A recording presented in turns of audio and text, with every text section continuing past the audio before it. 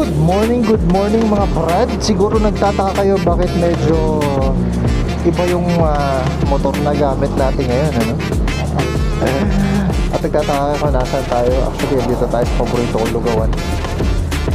Anyway, without further ado mga brad, for this video, gamit natin ang 2025 NMAX TechMax. Let's go!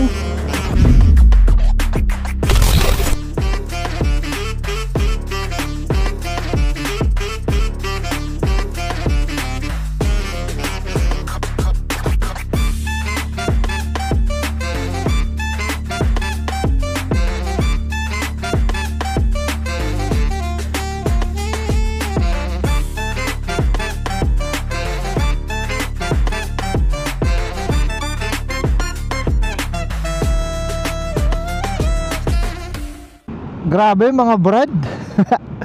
Napaka-relax gamitin nito. Siguro sarap dito i-long ride. Well, nakapag long ride naman na ako before gamit ang NMAX. Yun yung unang beses tayo nagmaliko. Nasa ano rin yun 80 kilometers one way. Mula Lucao, Pangasinan hanggang sa Maliko View Deck. Wow, ganda busina. Mas maganda busina pa kaysa kay Kuy, no? Anyway mga brother, again, ito nga pala 2025 NMAX TechMax, no? Or yung high-end version ng NMAX na sobrang relax gamitin. Pang Tito mode. So ayun, nagmaliko kami. Pero yung NMAX na gamit ko noon 2019 ata, kung di ako nagkakamali. Hiniram ko lang din yun, no? So quick specs lang tayo mga brother, no? Itong NMAX TechMax na to ay may 155cc single overhead cam, liquid cooled 4 valves, no? Na may lakas na 15 horsepower at 8,000 rpm and 14.2 newton meters of torque at 6,000 rpm. Wow! Maladyaw parang Jaw Gaming yun shoutouts kay Jaw, nanonood din ako dyan kay Jaw Moto, no? Napakagaling mag-review ng motor, napaka-detalyado. Kaya nakakakuha ako ng sa kanya, ideas. So syempre, pinag-research ko na rin kayo para hindi na kayo mag-google, no? Dito na rin lang tayo, di ba? So, sabi, no, sa papers ay 45 to 50 kilometers per liter daw to. So grabe yun, napakatipid nun mga brad.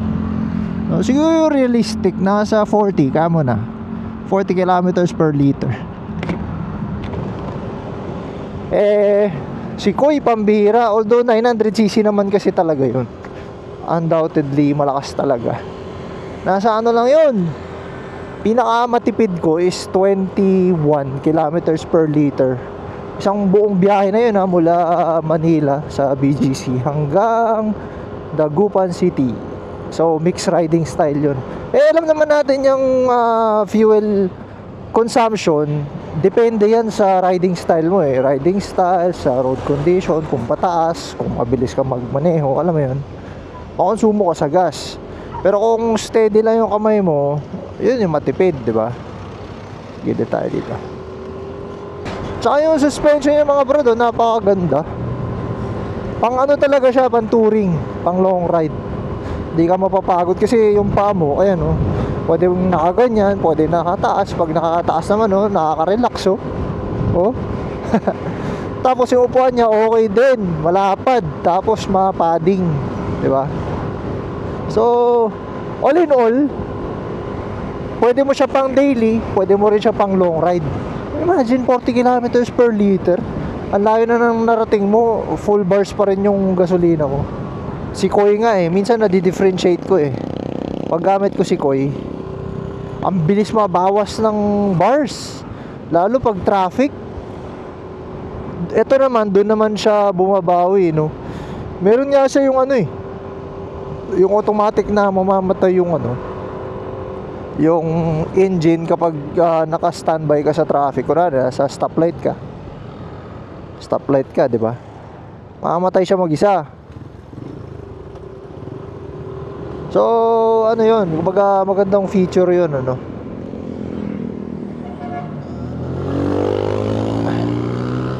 Anyway, pahangin muna tayo dito sa Shell kasi nararamdaman ko malambot yung gulong sa likod.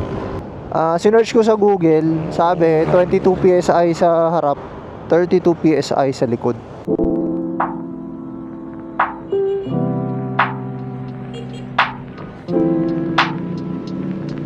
Ang bihira mga brad. Kaya pala nabibigatan ako kanina dito sa motor kasi ayun o salarin. May punit, although hindi pa naman siya fully inflated, kumbaga may hangin pa siya sa loob. Yan nga lang, masyado malambot, so mabigat yung motor. Kaya ngayon punta tayo sa isang motorcycle shop na nagtitinda ng gulong. Ayun, bigat niya, no? Hindi naman ganito kabigat ang scooter eh. Pero dahil nga malambot yung gulong sa likod, bumibigat siya. Tsaka kanina, kaya gumaganyan-ganyan ako kasi medyo nagfi-fishtail. Slight lang naman. Yung alam mong malambot yung gulong. O, di ba? Teleport lang tayo. Dito na tayo. Yun.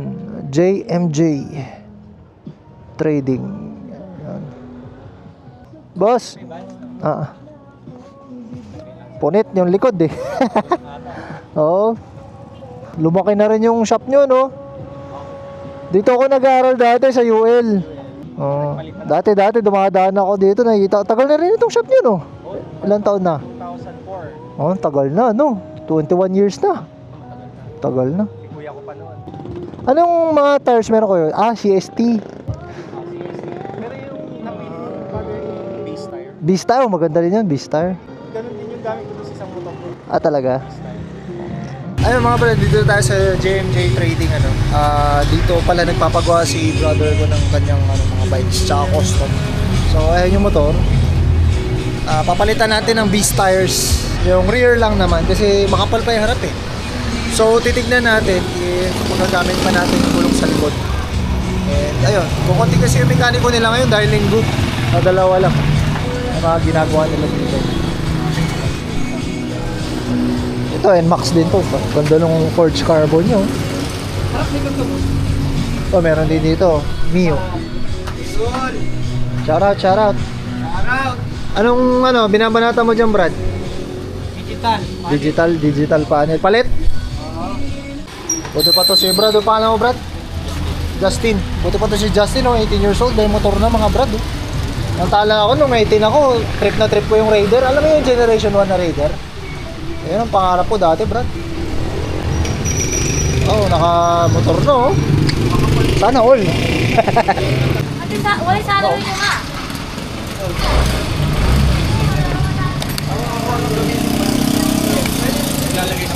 Hindi pa nakalagay yung ano niya. Kaya hindi pa tapos. Sabi ko nga dito, 18 years old, naka-motor na.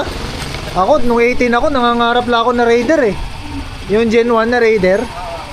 Sabi ko, putik, isang araw magkakaganyan din ako. Ginagawa na pala mga prod eh. Yun o. Kailangan baklasin yung exhaust para papalitan. Hassle gulong lang na mga papalitan eh, no? Kailangan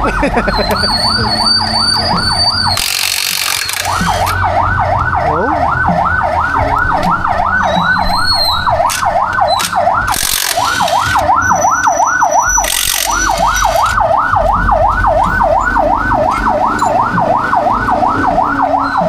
Ganyan pala yung tsura niya, no?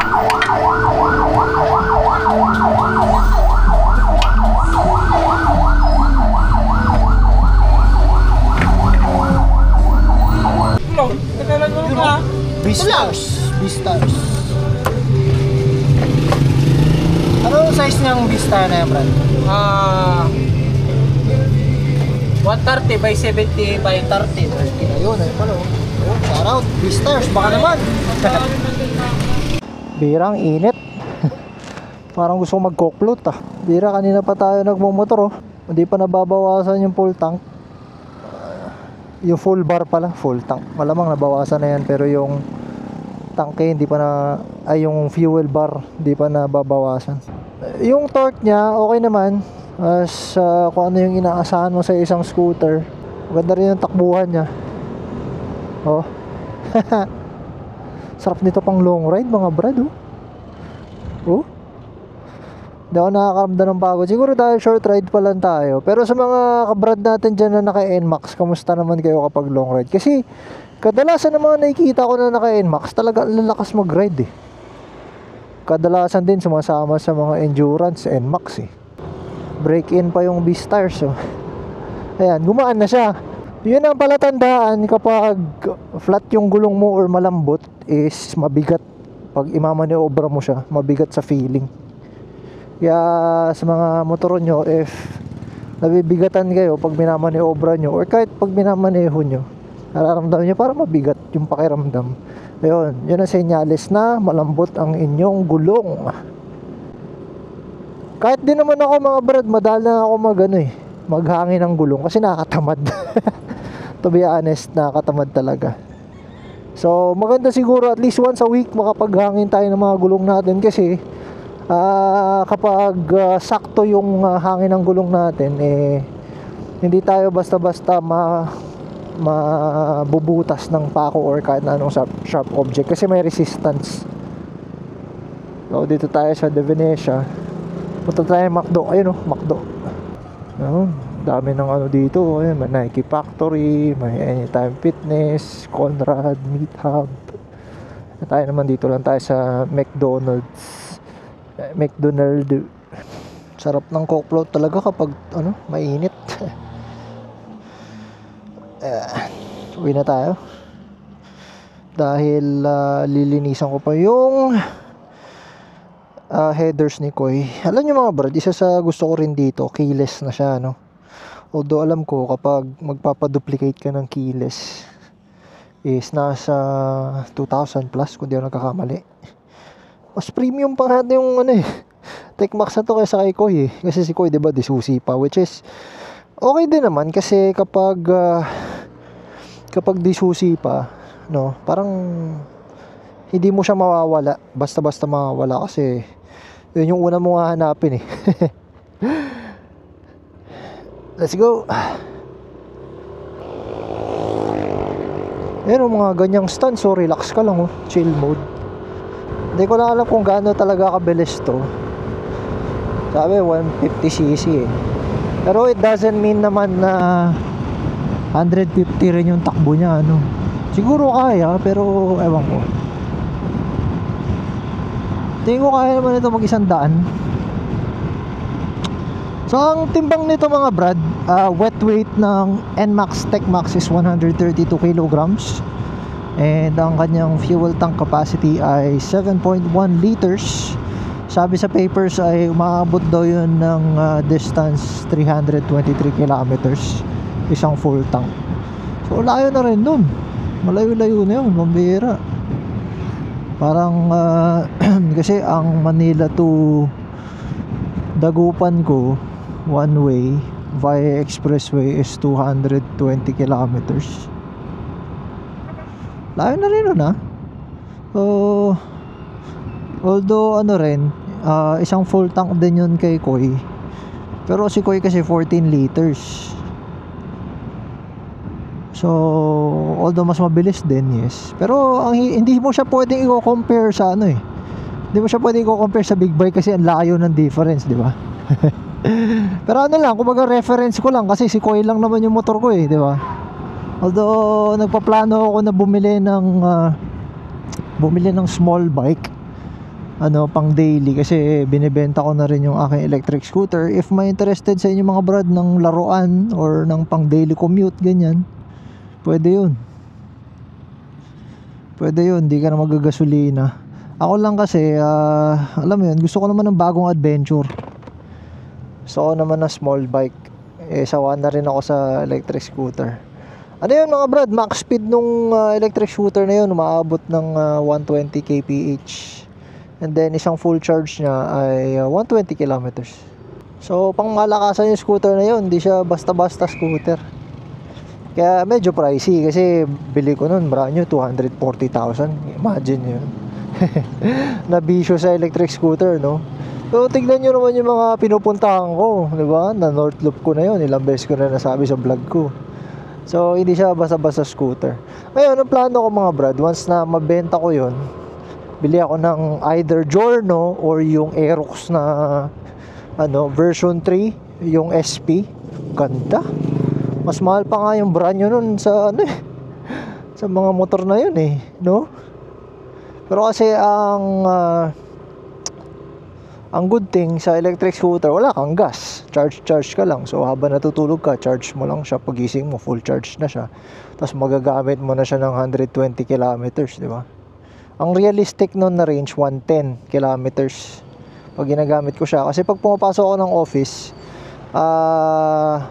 nasa 7 to 8 kilometers yun, balikan. Once a week lang ako nag-charge.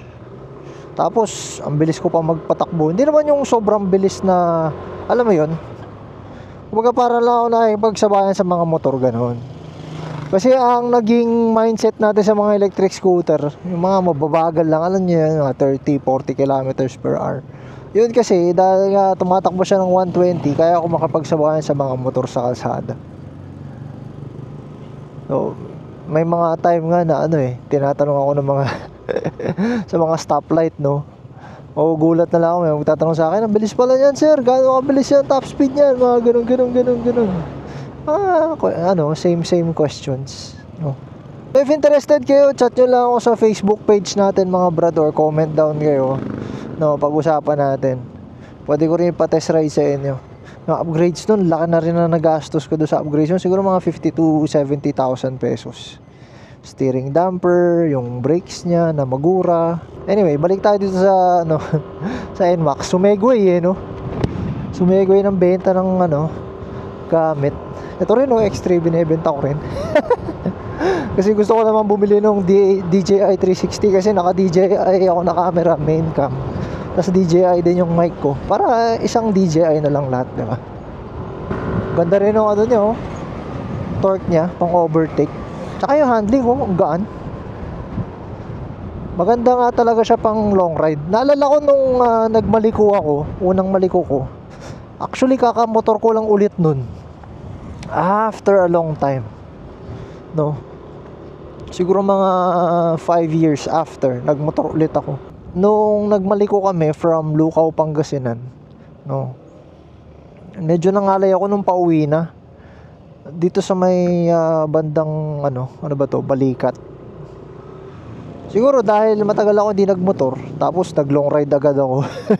Although long rider ako sa electric scooter, yun, sanay ako, nakatayo, walang problema, nasanay na Pero sa scooter na NMAX, nangalay ako sa Balikat, pauwi na kami. Pero so far naman dito hindi mo na nakakaramdam ng ngalay kasi dito lang naman tayo nagmumotor, tsaka saglit lang, stop ganyan. Another thing na nagustuhan ko dito sa NMAX TechMax mga brad is yung panel niya. Parang malapit-lapit na sa panel display ng kotse. Di ba? Digital, tas ang laki.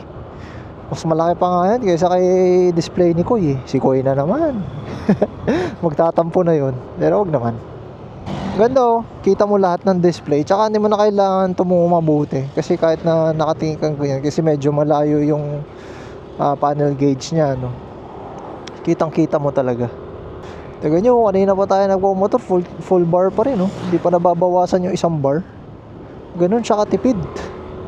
Siguro nasa 50 to 60 kilometers na yung motor natin. So, ibig mo sabihin, 1.5 litro pa lang nagagastos natin. At tipid, bro. Nasa 50 pesos pa lang. Pag kay ko yun, siguro mga 3 liters na yun. O, tama, kasi average nun, 20 kilometers per liter. Tas ang init pa ng kamay ko pag naka big bike ako, piga ako ng piga. Ayan yung previous version ng NMAX. Iba rin talaga yung tindigan niya chill mode si ate, nagbe-vape pa Sa totoo lang mga brad, na-enjoy ko tong gamitin. Alam niyo, pag nandito ako sa probinsya, Tapos punta ako ng kabilang bayan, ganyan, or punta ako yung mga pinsan ko, pasyal ako kay Utol. Ito ang ginagamit ko. Hindi ko na ginagamit masyado si Kuy kasi ang lakas agas, tsaka kawawa na yung milyahe nun si Kuy. Isipin mo, biyahe na ng Pangasinan to Manila, tapos babalik pa, So, para hindi na siya ma-stress out masyado, hinihiram ko tong NMAX ni AirPods. Tapos ginagamit naman nila yung kotse. Basta naman siya sa traffic, okay naman. Very nimble. Kahit na medyo malaki yung body kits niya, hindi ako nahirapan na isingit-singit siya. Ayan. Tsaka yung niya, yung likuan niya, ano ba tawag dyan? Halos kalahati na, nakaganon eh. Total, nakastop tayo dito. Tingnan nyo, ililiko ko Ayan Kaya madali siyang i-maneuver eh. Kay Koy, tsaka kay Tencho, normally ganyan lang eh. Pero ito, pambira, sagad na sagad maneuver eh, Pwede ka mag 360.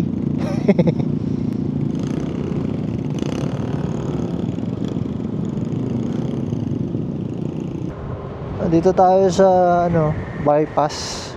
Actually hindi pa to tapos, bypass ng Santa Barbara papunta ng Mangaldan. Yung dulo nito papunta ng Mangaldan.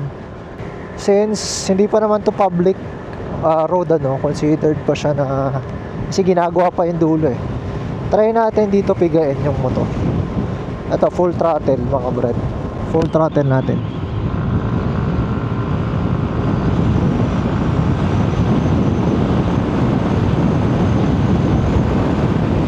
Lakas malakas siya brad. Ayun lang, tama na yun. Hindi na tayo mag-iisang daan kasi hindi tayo kamote. Trinay lang natin yung torque niya, pero may umilaw na VVA. Ano kaya ibig sabihin nun? Ni-research ko nga, tapos lagay ko na lang dyan.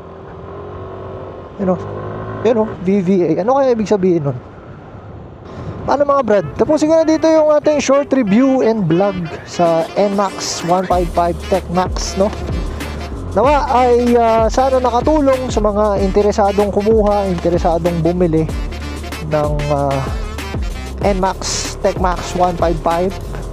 Sana nakatulong tong vlog na to sa inyo at sana nagustuhan nyo. If nakatulong man or nagustuhan yung vlog na to, para gumawa pa tayo ng marami-raming vlog pa-like and subscribe naman mga brad, malaking tulong yan sa channel ko.